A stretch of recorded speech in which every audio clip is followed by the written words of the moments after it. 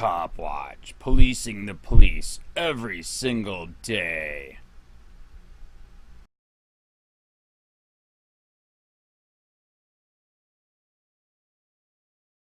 Jury nullifies Georgia weed law, finds man not guilty despite admittedly growing marijuana.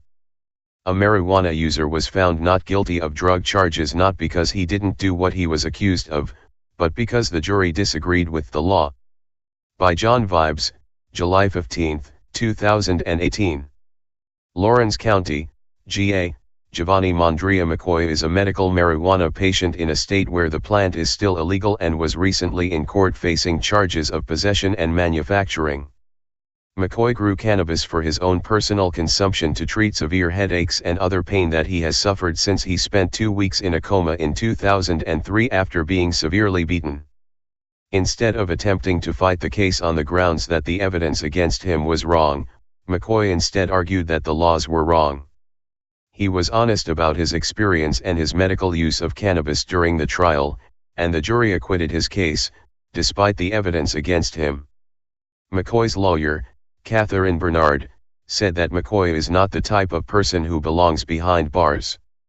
The jury appreciated his honesty throughout the case, including testimony at trial and statements to police, and recognized that a good, hard-working man living a quiet life and not bothering anyone didn't deserve a felony conviction for his actions, Bernard said. This is just the most recent case of a jury nullification victory for cannabis users, but this strategy is becoming increasingly popular. For those who do not know, jury nullification is basically the right for any juror to not only judge the facts of the case but to also actually judge the validity of the law itself. This means that if a jury feels that a defendant is facing an unjust charge, they actually have the right to rule in the defendant's favor, even if they are technically guilty under the court's standards. Considering the fact that most of the nonviolent offenses on the books today are extremely unpopular for a variety of reasons, you would think that jury nullification would be household knowledge, or even taught in schools. However, this is a very well-guarded secret, with many judges actually preventing the defense from informing juries of their right to nullify laws that they feel are unjust. In fact, in 2016, New Hampshire House became the first state in the nation to consider a bill that would require courts to inform juries of their right to vote not guilty when the verdict would produce an unjust result. Attorney Catherine Bernard could not be immediately reached for comment, but posts on her Facebook page suggest that the judge attempted to block her from discussing jury nullification in court. Today, I quoted Article 1, Section 1, Paragraph 11 of the Georgia Constitution to the jury. The judge interrupted and told them it was not a correct statement of the law. The judge took an oath to uphold that Constitution. What's going on here? Bernard wrote. It is sadly common for judges to prevent talk of jury nullification in their courtrooms, as cannabis activist Ed Forkian, aka New Jersey Weedman, learned during one of his jury nullification victories.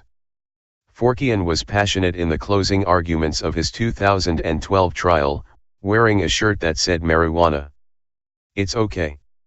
It's just illegal, and telling the jury that he had been munching on edibles throughout the whole trial.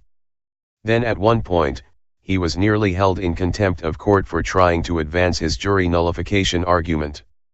In the years since, Forkian has faced constant harassment from the authorities and has been arrested on numerous occasions. Luckily, he was still able to win over the jury earlier this year when he was found not guilty after spending over 400 days in jail on trumped-up witness tampering charges, which were related to a prior marijuana case. Police use who may want to retaliate against him physically. Hey Charlotte County, this is Charlotte County COPWATCH, and I just wanted you to know that I am using this stuff under fair use. And also remember to like and subscribe this channel. Also too, keep in mind I do not make any money on YouTube. This is 5 hours work a day, you know, fighting for freedom. And you can donate with PayPal and Patreon. I just want you to think about this. If everybody gives to PayPal and Patreon. Patreon is every month. Actually, PayPal you can do every month. I have 12,000 subscribers. If everybody gives, I can quit my regular job and go full-time investigations on Charlotte County and possibly even more and beyond. So just keep that in mind. If everybody helps out, I can go full-time doing this. Thanks.